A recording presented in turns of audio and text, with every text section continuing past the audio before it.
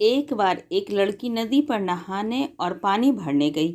उसने नहाने के लिए अपने कपड़े उतारे, उनको किनारे पर रखा और नहाने के लिए पानी में चली गई। जब वह नहा रही थी तो एक बंदर आया और उसके कपड़े उठाकर भाग गया।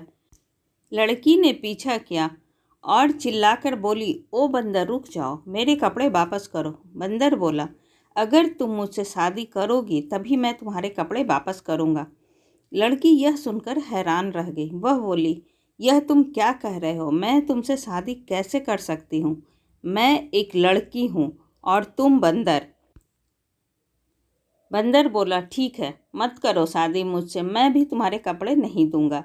लड़की बेचारी यह सुनकर बहुत ही परेशान हुई, पर वह कुछ नहीं कर सकती थी। आखिर थक हार कर वह उस बंदर से शादी करने को तैयार हो गई। शादी करने के बाद वह बंदर उसको अपने घर ले गया। जब बंदर उस लड़की को अपने घर ले जा रहा था तो रास्ते में उस लड़की ने बंदर से पूछा, तुम मुझे खिलाओगे क्या? बंदर बोला, मैं तुम्हारे लिए लोगों के खेत से चावल चुरा कर लाऊंगा, वही तुमको खिलाऊंगा। इस तरह वह लड़की बंदर के साथ रहने लगी। बंदर उस लड़की के लिए लोगों के खेतों से मक्का और चावल चुरा कर लाता था। वह उसी को पकाती थी और खाती थी। वह लड़की उस बंदर के साथ रहती जरूर थी, पर वह हमेशा यही सोचती रहती कि किस तरह वह बंदर के घर से भाग जाए।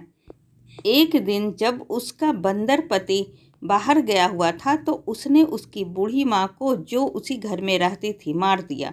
उसने उसकी खाल निकाल ली और खुद उसको पहनकर बैठ गई।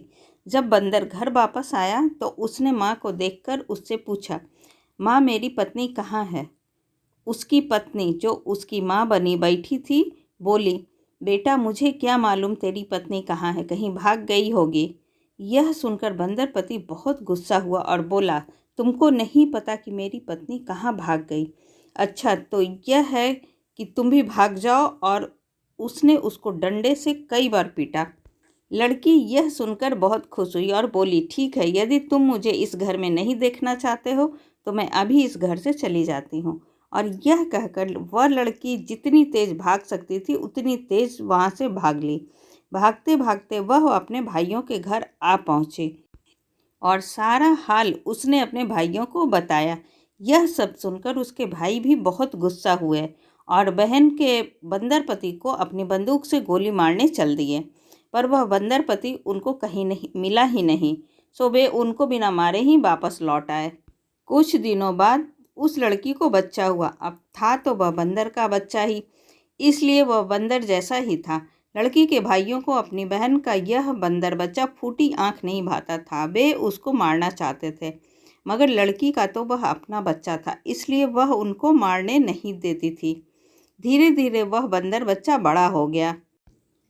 एक दिन उसकी माँ ने कहा, मेरे बेटे, अब तू बड़ा हो गया है, अब तुझे जंगल चले जाना चाहिए और अपने पिता के पास ही रहना चाहिए।